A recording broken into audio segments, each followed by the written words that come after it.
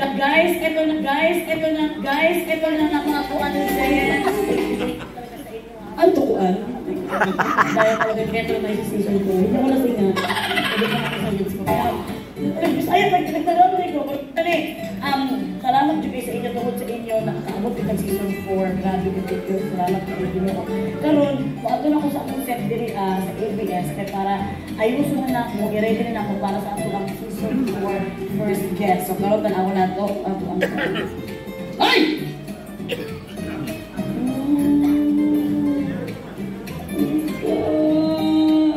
Pinaunsa man eh. Naan na tayo pagpungakuan sa season 4? Char sa waway. Galing! Amazing kayo! Kaya mauman dahil niya ang mga favorite words at ang mga guests kaya ginaingon. Kung magkakong trending na siya kung paminako niyo mga season 1 to season 3, maong ginipin niya ang ilang ginagamit. So, gibutang din niya to remind of this season 1 and season... Huwag naapag yung mga picture. Bilingon din. Naana tayo. Mura tagnaan na tayo memories at one day kilo, grabe. 1 year na tapos magto 2 years na tanong, grabe. Teka, mura na tayo pwede deserve na natin magbutang kung yung ani nga tuman.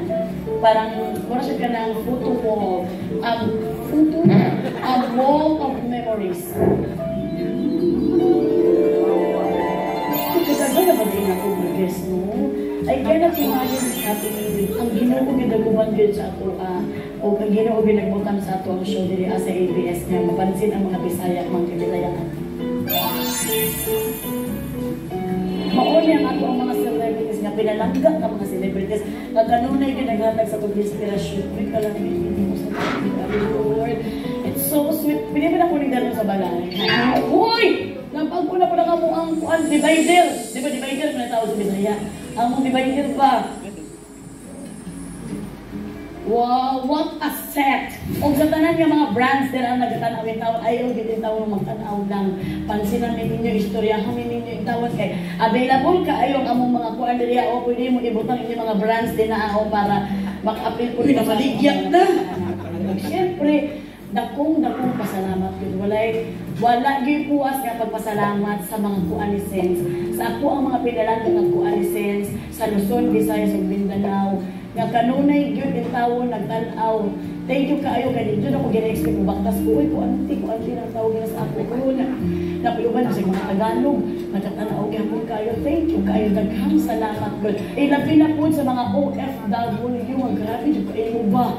Kamu gid ang sige pasikat sa amo adina as OFW thank you kay wala mi dire kung wala mo. Wala po dire, wala din ako mga kauban sa mga writers, mga boss na mo dire po, wala po. So, daghang salamat po ta din mo makapoy sa among mag-sing support sa mga. So, please, at alam mo, here we are, the Kuan on One, season 4.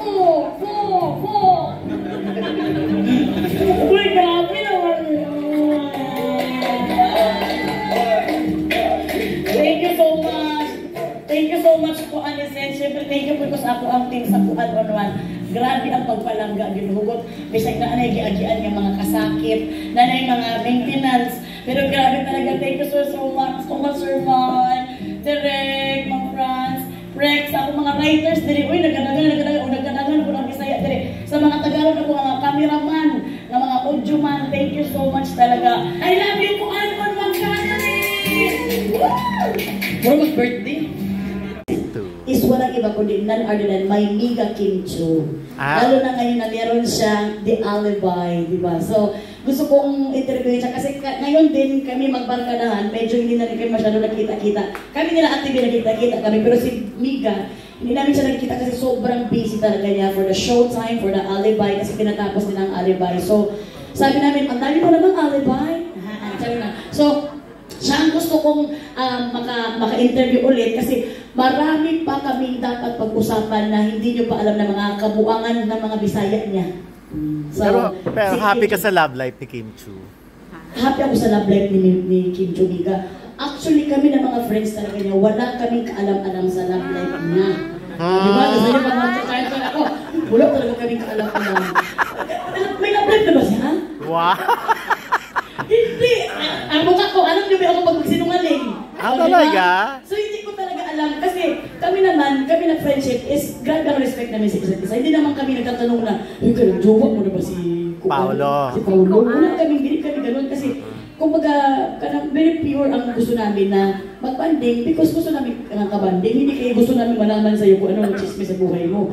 Pero hindi pa namin alam yan. Wala akong kaalam-alam. Mabuti alam nyo.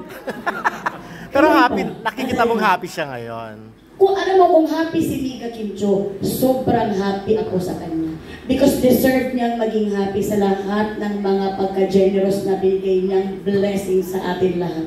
Ako isa ako sa naampunan ng blessing niya, lahat tayo. So, kanang deserve niya kung ano man ang desisyon niya sa buhay, kung ano ang gusto niyang kuha sa buhay, let's be happy to her.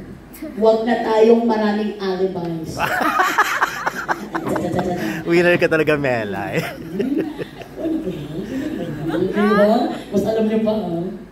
Okay. Ang mga amiga. Amiga Kim Cho. And for everyone's information. Hindi pala biggest challenge. Nag-throwback lang ako ba? Nag-throwback lang ako nung unang panahon. Ay nung kakastart pa rin ng kung ano-ano. Nag-isip ako na, wala, paano ko kaya ito gagawin? Paano ko mag-interview? Kaya kinakabahan ako kasi syempre, minsan nag-iisip din naman ako ng masama sa sarili ko na parang, deserve ko ba ito? Baka naman sabihin ng guest ko, parang mas deserve niya ba? Nakakaya naman. Because I don't want naman na mag-feeling as a host. Kasi pag host ka, kailangan talaga, parang medyo mag-feeling ka talaga na you own the show. But nung una-una kasi medyo nahiya pa ako na i-own ang show. And nahiya ako paano i-embrace yung show na Bisaya. Pero ngayon, alam mo, ngayon naka-move on ako dun sa kuan na yun, sa era na yun ng buhay ko. So totoo pala yung pag may pasukin ka na kuan sa buhay mo, bagong experience sa buhay mo, medyo matatakot ka talaga. Gawin mo lang! Huwag ka lang matakot, gawin mo lang, everyday ka lang pumasok, huwag mo pakinggan yung takot, huwag mo, kasi hindi ko shinare yung takot, ngayon ko lang shinare sa inyo, o di ba? So ngayon, hindi ko lang shinare, nilabanan ko lang, nag-aral lang ako sa script ko, tapos ngayon, comfortable na ako sa kung ano. Parang gusto ko na nga mag-interview ngayon eh, pwede bang namiss na lang? So talagang, totoo pala yung, andyan yung takot, pero huwag ko lang pakinggan. Yung mga challenges atin ito. Buwan kasi na nakagalikod. Ako, thank you Lord. So kami, nakaplano kami kasi last year nag-Korea kami kasi dinala kami ng KTO last year eh. Nagkuhan kami, nag-snow kami. Ngayon, balik naman kami from malamig nung kuhan last year. Ito sa pinakamalina naman kami sa Jensen. Dahil andun ang mga, siyempre ang papa ko, mama ko, hindi namin sila kasama ng Christmas. So doon kami mag-spend ng Christmas sa halagang 90 pesos.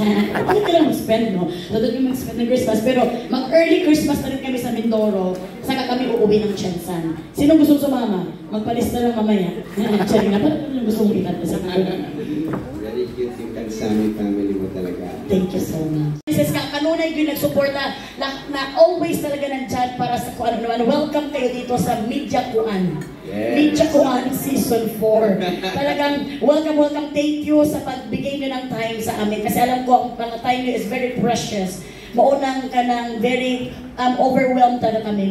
Kamsahamnida. Yes. Skyrocket kayo din mong show. Di nilang usa, duha, tulo, kundi season 4 na. Atong palakpakan guys sa Timelay. Salamat. Diba sa mga bumubuo nito, sobrang ako, grabe yun kaayo ang suporta sa to mga kapamilya natin sa Luzon, Visayas at Mindanao. Grabe ang suporta talaga. Thank you. Wala talaga kung masabi ko. Thank you for the love. O ano yung una dong masulod sa yung pag-iisip when you hear the following words na love, joy, and hope? Siyempre ang love, wala namang iba kundi si Papang Strong. Gusto niyo bang malaman kung bakit? Ang joy naman, walang iba kundi si Estela. Grabe si Estela talaga yung magbigay sa akin ng joy. Iba sa yung bunso kong anak. Grabe ang makaloko talaga yun. At ang hope naman ay ang anak kong si Mela. Dahil salamat Lord, hindi niya nakuha yung mukha ko. Kaya may hope ako na may lahi akong maganda. Di ba? Ang saya niyo. Gusto nyo talaga hindi mo kung maging kamukha yung anak ko ha. Mga piskilin kayo. Tumawa din si Jeff. Di ba? Inana ka-humble sa Timelay and very family. Sumusuporta from day 1 to since day this. Hindi ko alam kung ilang day na ito. But sa lahat ng mga sumusuporta talaga, forever akong grateful. Lalo na kay Derek Loren. Derek Loren, I always love you. Because si Derek Loren talaga ang nag-isip ng kuan ito. Sila ng team niya. Sila ang nag-push talaga ng ng show na ito. So thank you so much, Derek Loren. Binigyan mo ako ng show na sobrang dear at sobrang lapit sa puso ko. And I love you, Derek Loren. I hope I hug you so much because si Derek Loren is may pinagdadaanan ba yun? Ito kasi Oo nga. First, we have also questions sila from kanilang accounts, yung kanilang social media accounts. Parang, parang ayaw nila mag-share sa iba, ayaw nila magpa-interview, you know. Pero ikaw, ibang klase, di ba?